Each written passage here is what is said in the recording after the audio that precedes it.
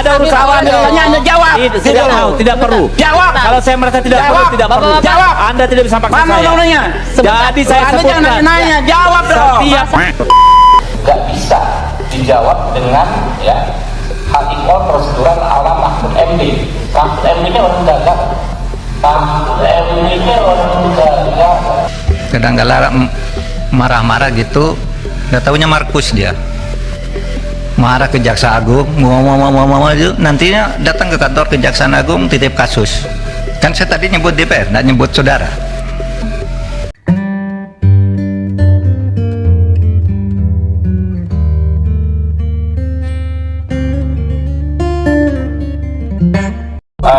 Jadi soal maaf untuk korupsi Anda sudah tanyakan ini berkali-kali ya, dimanapun tanya dan berbagai orang sudah sampaikan, ya silakan saja Anda nilai ya. Kalau saya itu kan pernyataan umum seorang pemimpin pemerintahan maupun pemimpin negara, kepala negara, nggak bisa dijawab dengan ya HIO prosedural ala Mahfud MD. Mahfud MD ini orang gagal. Ya, dia sendiri menilai dia gagal ya 5 tahun sebagai Menko Polhukam dengan memberi skor 5 dalam penegakan hukum. Apa yang mau dinilai dari Mahfud MD?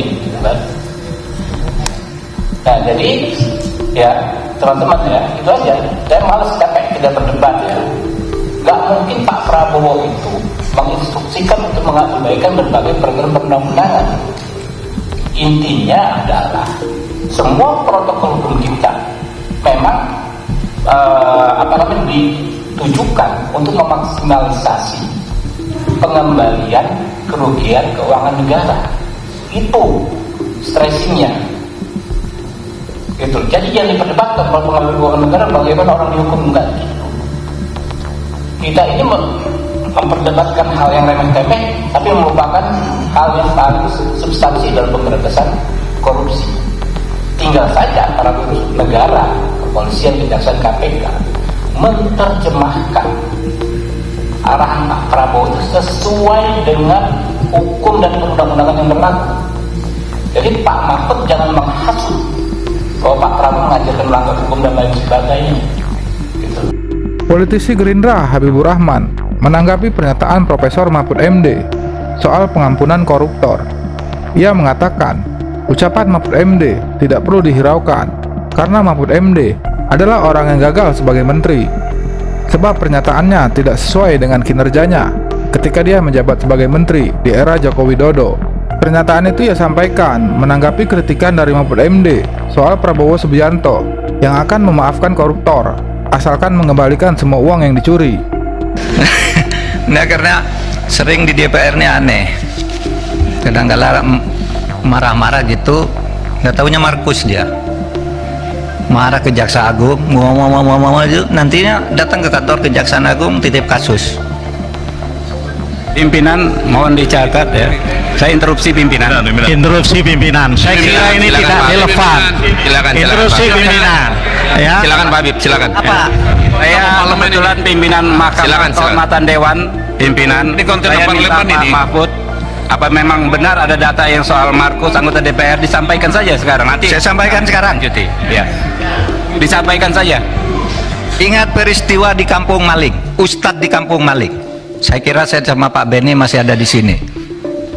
Ya. Kan saya tadi nyebut DPR, nggak nyebut saudara.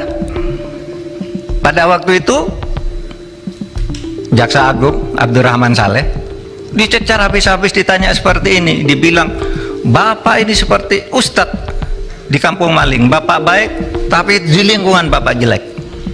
Ya kan, ingat kan? Itu tanggal 17 Februari 2005. Berarti bukan di periode ini Pak Mahfud? Bukan. Oh, bukan kewenangan saya. Ya, tapi Ya. lihat fenomenanya. Nanti Oke. saya tunjukkan. Alhamdulillah. Ya. Tahu-tahu apa enggak? Sidangnya Di periode ini ada nggak? Kenapa? Di periode ini ada nggak yang Markus anggota DPR? Saya tidak akan nyebut itu. Saya memberi contoh di DPR ada yang seperti itu. Enggak. Ada nggak Pak? Enggak, saya Oh. enggak berhak, enggak wajib menjawab saudara. Kalau ada sih kita tidak lanjuti Pak. Nanti saya beritahu saudara. Kan Pak jangan nanti Pak. Kalau Nggak. sekarang ada datanya diunjuk. Nggak mumpung terbuka. Enggak, saya terbuka sekarang. Waktu itu Pak Jaksa Agung tahu enggak? Yang Nah, marah waktu itu ada. periode waktu itu, yang periode sekarang ada atau tidak? Pak Habib, begini, Kedua tokoh ini memang sering terlibat perdebatan yang panas hingga saling serang dalam argumen. Seperti ketika Mahfud MD masih menjabat sebagai Menko Polhukam, yang saat itu sedang melakukan rapat dengan DPR. Mahfud MD mengatakan bahwa oknum DPR itu aneh, sering marah-marah, namun ternyata adalah Markus, maklar kasus. Mendengar pernyataan dari Mahfud MD itu, Habibur Rahman langsung mencecar Menko Polhukam itu untuk membuktikan ucapannya bahwa ada Markus di DPR dan siapa orangnya. Saya tanya undang-undang dulu, lu nggak jawab. Gua ngomong Anda jawab dulu undang-undangnya apa? Weh, Jawab dulu undang-undangnya apa? Saya nggak mau jawab. Saya nggak mau jawab. Saya tidak mau jawab.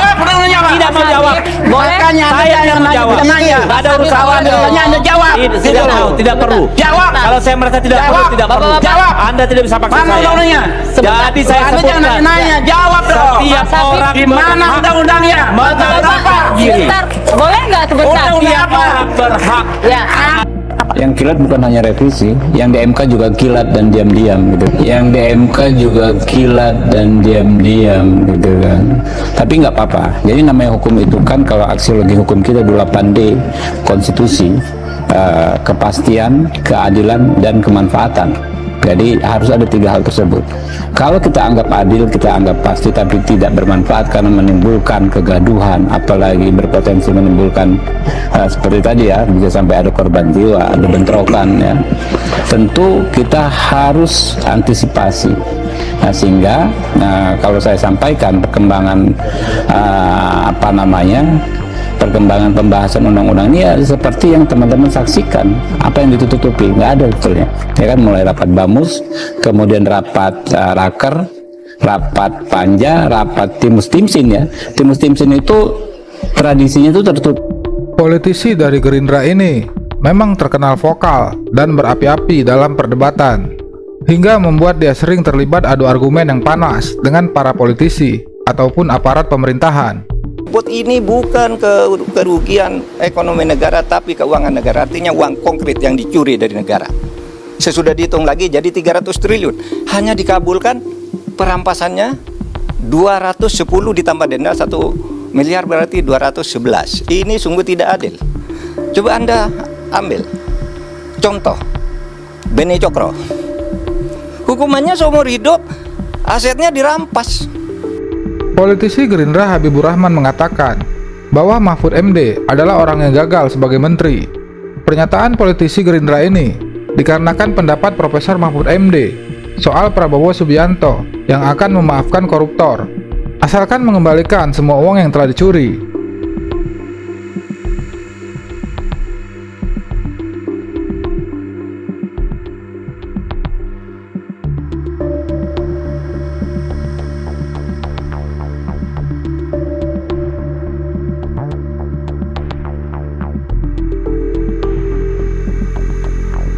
Hukum secara politik psikologis, saya kira itu merupakan ekspresi dari niat baik Pak Prabowo untuk menyelesaikan masalah korupsi yang nampaknya hampir membuat frustasi ya, karena semakin lama semakin membesar, kemudian kasus-kasus yang ada tidak bisa ditangani dengan tuntas. Oleh sebab itu kita harus hargai. Tetapi menurut saya itu berisiko ya. Kalau misalnya memaafkan korupsi, lalu apalagi dengan diam-diam, lalu asas pemerintahnya yang 2 saja, menyangkut akuntabilitas, pertanggungjawabannya gimana? Siapa yang melapor dan korupsi apa, dan apa jumlahnya benar? Lalu asas transparansi juga bagaimana? Nah, belum lagi bertentangan dengan undang-undang misalnya. Kalau bertentangan dengan undang-undang sih ya gampang dibuat undang-undang baru kan gitu kan. Tetapi itu tadi, transparansi dan akuntabilitasnya tidak bisa dijamin.